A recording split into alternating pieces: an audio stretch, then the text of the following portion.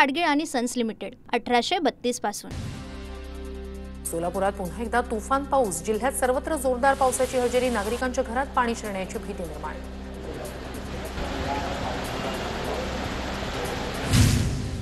सोलापूर शहरात मुसळधार पाऊस। मंगळवार बाजार परिसरातील पेट्रोल पंप पाण्याखाली। जोरदार पावसामुळे सोलापूरकरांची चिंता वाढली। सततच्या पावसामुळे चंद्रपूर जिल्ह्यातील वरोरा चिमूर तालुक्यातील ग्रामीण भागात अनेक मार्ग बंद।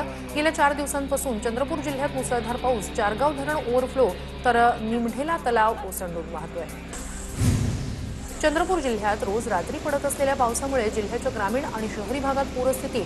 इरई धरणाचे सर्व 7 दरवाजे 1 मीटरने उघडले। ग्रामीण भागातील कित्येक मार्ग बंद। धाराशिवमध्ये विजांच्या कडकडाटासह मुसळधार पाऊस। खरीपातील सोयाबीनसह इतर पिकांचं मोठं नुकसान होण्याची शक्यता। अकोल्यात 8 दिवसांच्या विश्रांतीनंतर पुन्हा पावसाची हजेरी। हवामान खात्याकडून 16 तारखेपर्यंत पावसाचा इशारा। राज्यात पुढचे 2 दिवस मुसळधार पावसाचा अंदाज। मुंबईसह ठाणे, रायगड, रत्नागिरी जिल्ह्यांना अतिमुसळधार पावसाचा इशारा। रविवारी राज्यातील काही भागात अतिमुसळधार पावसाचा अंदाज। कोकणात पुढचे 3 दिवस अतिमुसळधार पावसाचा इशारा। मान्सूनचा परतीचा प्रवास सुरू होणार असल्यानं कोकणात रिमझिम पाऊस। चंद्रपूरमधील पावसामुळे एसटी बस बोगद्यातील पाण्यात अडकली। बोगद्यातील वाहतूक पूर्णपणे ठप्प। प्रवासी सुखरूप बसला बाहेर काढण्याचे प्रयत्न सुरू। वर्ध्याच्या हमदापूरमध्ये अंदाजे 3 किलो वजनाची गार कोसळल्याची चर्चा। 3 किलो वजनाच्या बर्फाच्या गोळ्याचे फोटो व्हिडिओ व्हायरल। मात्र बर्फाचा गोळा आकाशातून पडला नसल्याचा आकाश निरीक्षण मंडळाच्या विदर्भ अध्यक्षांचा दावा।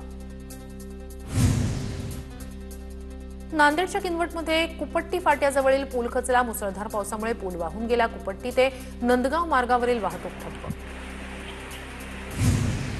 अमरावती जिल्ह्यातील पळसखेडमधील प्रकल्पाचं पाणी शेतात शिरलं। पळसखेड, भिलटेक, सोनोरा, सावंगीमधील शेतकऱ्यांचं मोठं नुकसान। शेकडो हेक्टर सोयाबीन, कापूस, तूर पीक पाण्याखाली। वर्ध्यामध्ये अतिवृष्टीमुळे नुकसान झालेल्या शेतकऱ्यांना अश्रू अनावर। आमदारांपुढे अतिवृष्टीग्रस्त शेतकऱ्यांनी कैफियत मांडली। देवळी तालुक्यातील अतिवृष्टीग्रस्त भागाची आमदार राजेश बकानेंकडून पाहणी।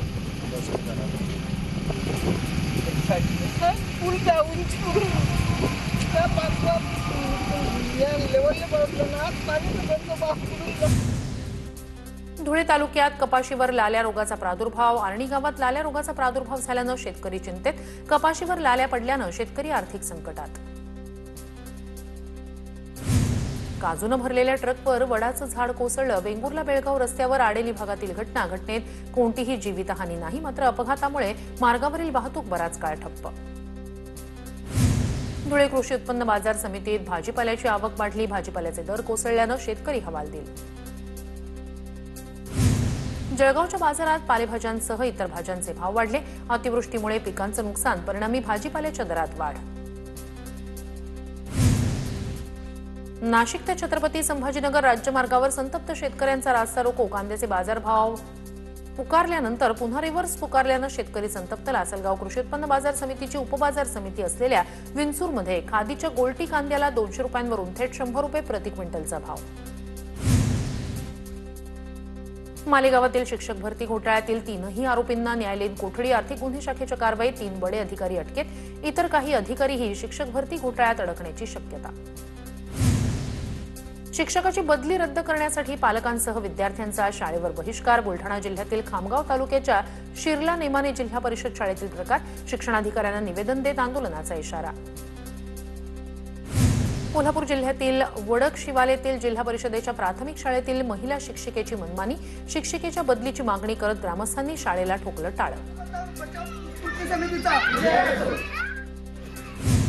बीडच्या गेवराईतील माजी उपसरपंच गोविंद बर्गे प्रकरणात नवा ट्विस्ट। नर्तिका पूजा गायकवाडला वैरागमध्ये घेऊन दिलेल्या प्लॉटचा मोठा पुरावा TV9च्या हाती। रजिस्ट्रीवर माजी उपसरपंच गोविंद बर्गे साक्षीदार। कोल्हापूरच्या उदगावमधील माधुरी शिंदे हत्या प्रकरणी पतीला जन्मठेपेची शिक्षा। जयसिंगपूर जिल्हा न्यायालयाचा निकाल।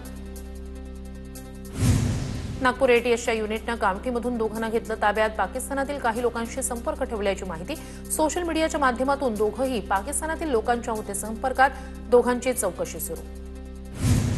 गडचिरोली ताटीगुडम इथे खासगी विहिरीतून गरम पाणी चुनखडकामुळे झालेल्या रासायनिक अभिक्रियेचा निष्कर्ष। जिल्हा प्रशासनाचा खुलासा।